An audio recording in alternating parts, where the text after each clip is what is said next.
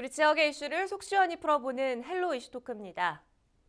21대 총선 후보 등록이 마무리됐습니다. 준연동형 비례대표제 시행으로 과거와는 다르게 비례정당이 출연하는가 하면 코로나19로 여느 때보다 깜깜이 선거라는 지적이 나오고 있는데요.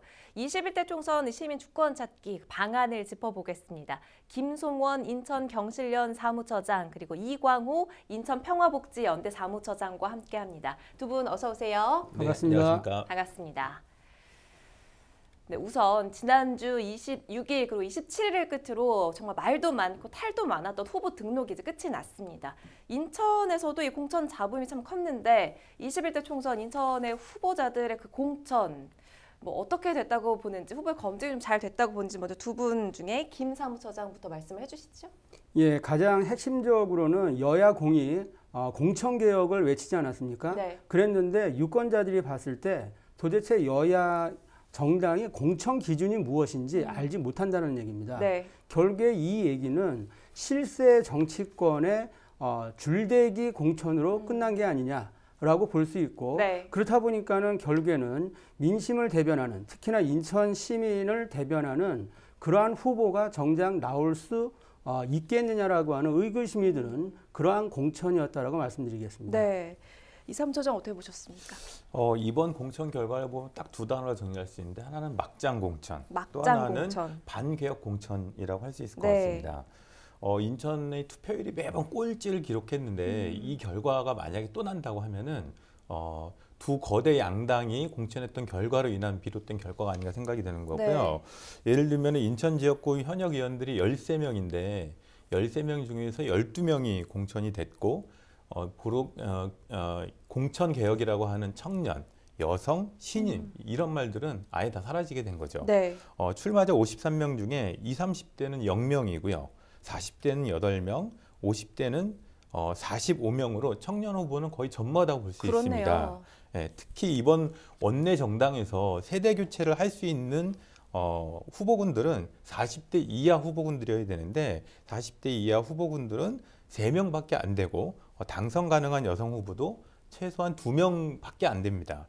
그러다 보니까 민주당은 4선 의원 1명, 3선 의원 1명, 재선 의원 1명, 그리고 다른 현역 의원들 모두 다 공천되는 이런 상황이 발생하게 됐고요. 네. 미래통합당도 기존 현역들이 출마 지역을 옮기거나 아니면 컷오프 되는 상황에서도 다시 재공천이 되거나 이런 상황들이 발생하다 보니까 개혁 공천이라는 의미는 완전히 사라졌다고 볼 수 있겠죠. 그렇군요. 두 거대 정당의 이 공천 결과 참 아쉽다는 의견이 지금 지배적인데요. 또 이번 총선의 가장 큰 특징은 준연동형 비례대표제를 시행한 겁니다. 비례정당이 출마하면서 그 빛이 발했다는 평가가 지배적인데 첫 술에 배부를 수는 없겠죠. 어떻게 보십니까? 예, 맞습니다. 말씀하신 것처럼 첫 술에 배부를 수는 없겠지만은 좀 너무하지 않나 이런 생각이 들 정도입니다. 비례정당 그리고 준연동형 비례제 도입과 정치개혁 운동을 한 시민사회 단체의 당사자로서는 정말 참담한 신정인데요. 최소한 두 거대 여야 정당이 반칙과 위법은 하지 않았으면 했는데 네. 온갖 탈법과 반칙 위반 사항, 위법 사항들이 계속 발생을 하고 있는 건데요.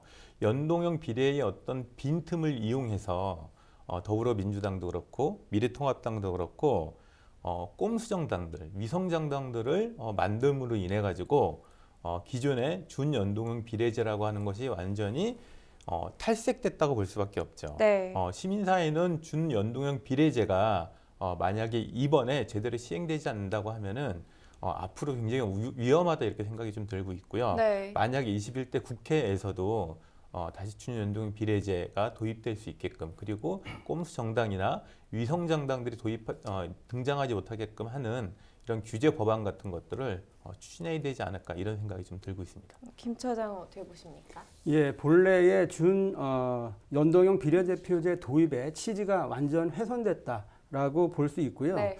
핵심적으로는 승자 독식의 대선거구제를 개선을 하고 그다음에 유권자의 정당 지지표가 있지 않습니까? 네. 그 사표를 방지하자는 취지에서 접근이 됐는데 결국에는 여야가 합의하지 않고 정치개혁을 하다 보니까 사실상은 정치개혁이 안 된 거죠.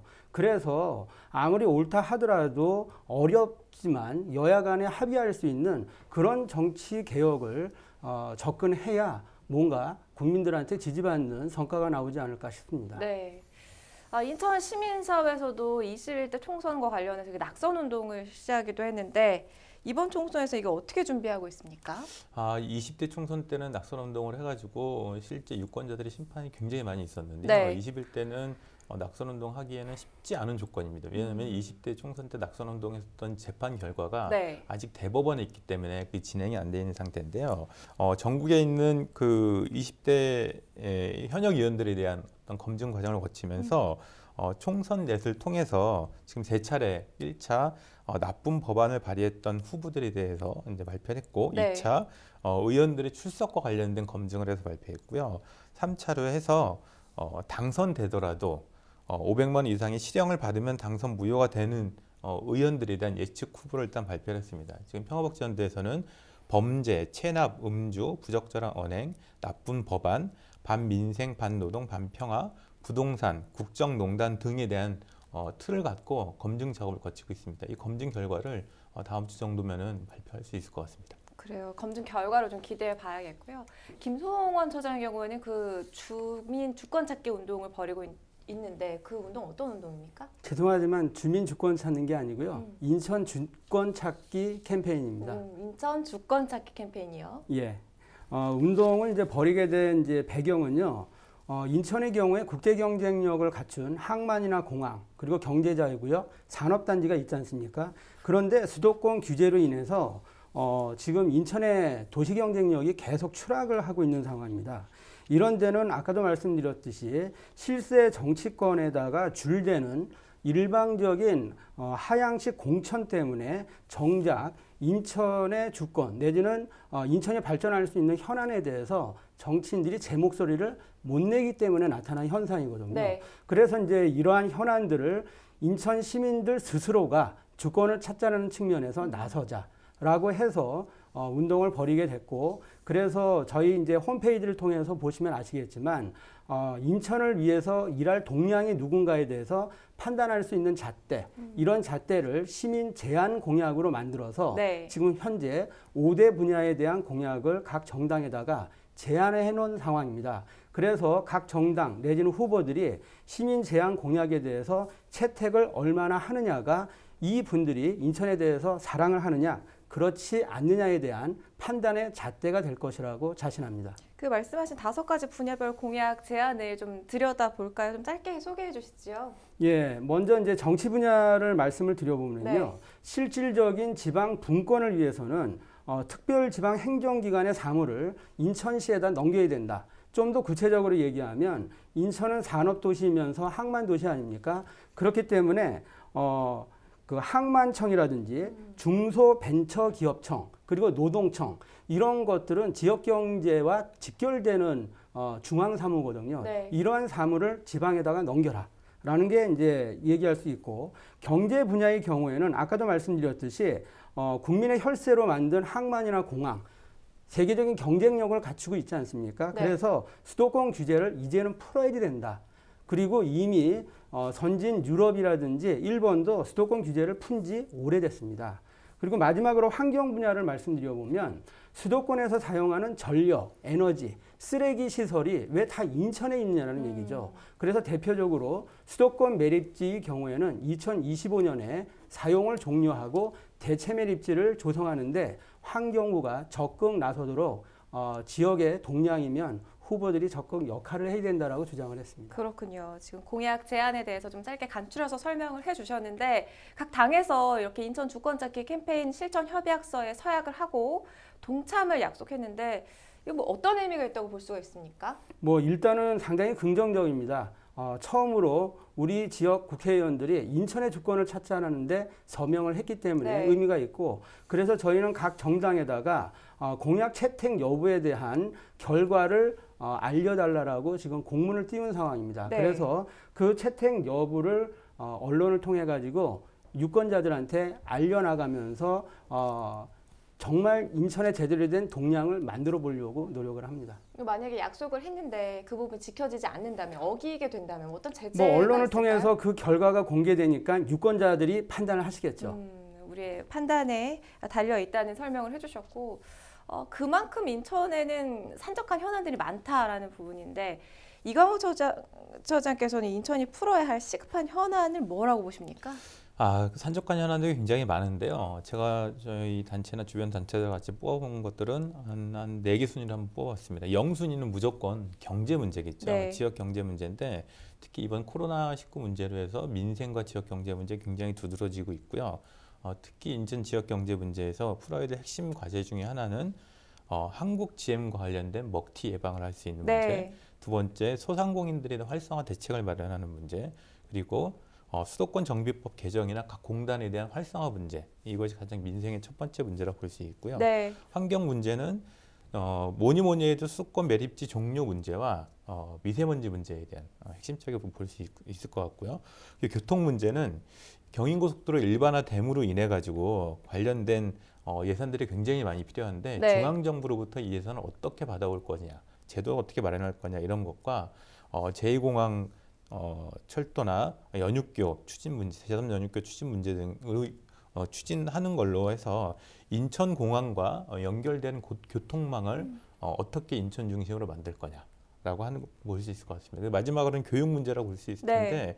지금 이제 청라나 송도에 신도시들이 굉장히 많이 들어서고 있는데 학교에 대한 대책 없이 이제 신도시들이 구성되다 보니까 지역 주민들이 민원이나 문제들이 굉장히 많이 있습니다. 이런 문제들을 지역 차원뿐만 아니라 그 지역 국회의원이나 정부 차원에서 제도와 예산들을 어떻게 만들 것이냐, 이런 것들이 이번에 관전 포인트가 아닐까 이렇게 볼 수 있을 것 같습니다. 그럼 이번에는 지역적으로 들어가 보겠습니다. 부평 그리고 계양의 경우에도 오랜 현안들이 있죠. 이 지자체 차원에서 풀어야 할 게 있고 또 정부의 지원이 필요한 게 있는데 부평과 계양의 현안을 한번 꼽아볼까요?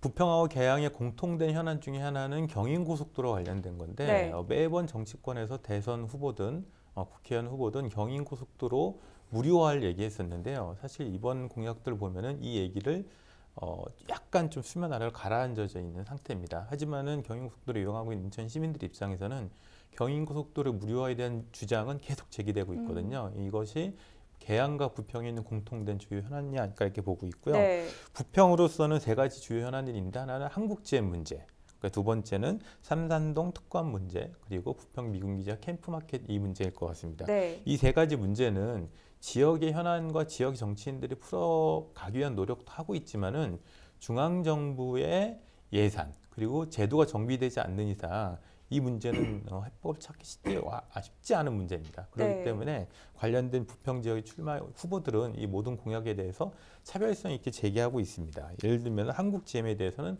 먹튀를 예방할 수 있는 법을 만들어야 된다. 라고 하는 얘기도 있고요. 그리고 이게 장기적으로 이 대책을 어떻게 세울 건가 이런 얘기도 있고, 삼산동 특권 문제는 지금 현 상태의 제도상으로는 해결할 수 없기 때문에 중앙정부의 특별한 결단과 이것을 해결하기 위한 소통 창구를 만드는 거, 이런 것이 필요하다고 볼 수 있습니다. 부평 계양의 현안 김 처장께서도 짚어주시지요? 예, 뭐 부평은 대표적인 게 이제 캠프마켓 문제인 것 같습니다. 그래서 지금 현재 2022년까지 그 부지를 인천시에다가 소유권 이전을 해야 돼요. 근데 문제는 뭐냐면 그 매입 비용이 4,900억이 들어가거든요. 근데 그 비용을 인천시가 어떻게 마련할 거냐. 그런 측면에서 이번 국회의원 후보자들로 나오는 분들은 이 매입 비용에 대한 해법을 찾아야 된다라고 생각을 합니다. 네. 그리고 이제 계양 같은 경우에는 지금 교통망이 1순위 공약으로 대두되고 있습니다. 대표적인 게 서울 지하철 2호선을 계양까지 연장하는 문제라든지 경인고속도로 지하화, 특히나 이제 계양이 배두타운의 성격이 있기 때문에 서울하고의 연결 교통망이 상당히 중요하거든요. 네. 그런데 문제는 이러한 교통망이 실질적으로 BC 값이 나오지 않고 있거든요. 그래서 이게 현실 가능하냐? 현실 가능하려 그러면 정부로부터의 재원 마련 방안들이 구체적으로 나와야 현실 가능성이 있지 않겠어요? 그리고 특히나 이제 서울 지하철 2호선의 경우에는 신정 차량 기지를 청라로 옮긴다는 전제 조건에서 그게 건설되는 겁니다. 그런데 서울시에서 반대하고 있어요. 그렇기 때문에 공약으로는 나오고 있지만 현실 가능한가? 이런 부분들도 이번에 유권자들이 꼼꼼하게 따져볼 것이라고 판단이 됩니다. 네, 공약을 꼼꼼하게 판단해야 하는 건 우리의 몫일 텐데요. 코로나19 확산이 총선을 삼켰다라는 말까지 나올 정도로 지금 깜깜이 선거가 될 우려가 지금 큽니다. 자, 이럴 때일수록 우리 유권자들의 자세가 굉장히 중요할 것 같습니다. 말씀하신 대로 공약을 좀 차근차근 짚어보는 자세가 굉장히 중요할 텐데 어떤 부분을 좀 살펴보면 좋을까요? 먼저 김 처장께서 얘기해 주시죠. 일단은 코로나19로 인해 가지고 지금 후보자들이 선거운동을 하기 상당히 어렵다라고도 얘기하지 않습니까? 그렇죠. 그렇기 때문에 이것에 편승하는 것은 유권자들이 투표에 적극 참여하는 겁니다. 특히나 인천 같은 경우는 투표율이 낮다고 하지 않습니까? 그런데 워낙에 풀어야 될 여러 가지 현안들이 있기 때문에 이번에는 유권자들이 적극 투표에 참여해야 된다. 그리고 두 번째는 당리당략에 따라서 가는 후보들은 요번에 대대적으로 방출하자. 그래서 인천 발전을 위해서 현안 해결에 나서겠다라고 하는 정말 현실성 있는 공약을, 정책을 제안하는 후보들을 과감하게 뽑을 수 있는 그런 선거가 됐으면 좋겠다라고 말씀드리겠습니다. 네. 자, 인천의 발전을 위한 공약을 내세우는 후보를 가려내는 건 무엇보다도 중요할 텐데요. 이사무 처장께서도 유권자들의 자세에 대해서 좀 한 말씀 해주시죠. 똑똑한 유권자가 똑똑한 정치를 만든다고 이렇게 볼 수 있을 것 같은데요. 지금 이번 선거는 후보들을 뽑는 선거하고 함께 정당을 투표하는 이 총선이기도 합니다. 첫 번째 연동형 비례제가 시작되는 것에 대한 선거인데요. 후보들에 대한 각 지역의 정당, 각 지역의 공약, 그리고 지역구 후보들이 내걸 수 있고 현실성 있는 것에 대한 판단은 똑똑한 유권자들이 판단하는 것과 함께, 그리고 정당들이 어떤 공약들을 내걸고 유권자들에게 어떤 제안을 하고 있는지 이런 것들에 대한 구분을 유권자들 함께 하고 분명히 투표하는 것이 좀 필요할 것 같습니다. 네. 이번 21대 총선 또 특이한 점이 선거 연령이 낮아졌다는 점인데 이 부분이 어떻게 선거에 영향을 미칠 거라고 보십니까? 예, 인천을 예를 한번 들어볼게요. 보면은 최근에 인천시가 발표한 상당히 중요한 그 데이터가 있습니다. 2019년도 인천 사회지표 조사 결과라고 하는데 네. 거기에서 어떤 결과가 나왔냐면 인천에서 태어난 인천 시민이 무려 38.7%를 차지했다라고 나왔습니다. 그전에는 충남 분들이 30%, 호남 분들이 20여 퍼센트 이렇게 인천 출신자들이 상당히 적었거든요. 그랬는데 2세, 3세로 넘어가면서 무려 인천 출신의 인천 시민이 38%를 차지했다는 겁니다. 근데 그 대다수가 누굴까요? 보면은 연령이 나는 젊은 층일 거고 네. 그리고 이번 18세들도 해당이 될 겁니다. 이 얘기는 결국에 그동안에 저희가 후보를 선택할 때 인천이라고 하는 잣대로 접근하지를 못했었거든요. 그런데 순수하게 인천 출신의 인천 시민이 이제 40%를 육박하고 앞으로 더 늘어날 거 아닙니까? 네. 그러면은 후보를 선택할 때 그 잣대를 뭐로 삼을 거냐. 저 사람이 정말 인천을 위해서 열심히 뛸 사람인지 그렇지 않은지. 당리당략 내지는 중앙의 정치에만 바라보는 줄 서는 정치인인지 그렇지 않은지 이런 판단을 하지 않을까. 그래서 18세로 연령이 낮아졌다라는 것은 인천에서 봤을 때는 상당히 중요한 의미가 있다. 라고 저는 해석을 하고 싶습니다. 네, 선거 연령이 선거에 어떤 영향을 미칠 수 있을지에 대한 분석 들어봤습니다. 자, 오늘 헬로 이슈토크 여기서 마무리하겠습니다. 함께해 주신 두 분 말씀 고맙습니다. 네, 고맙습니다. 고맙습니다.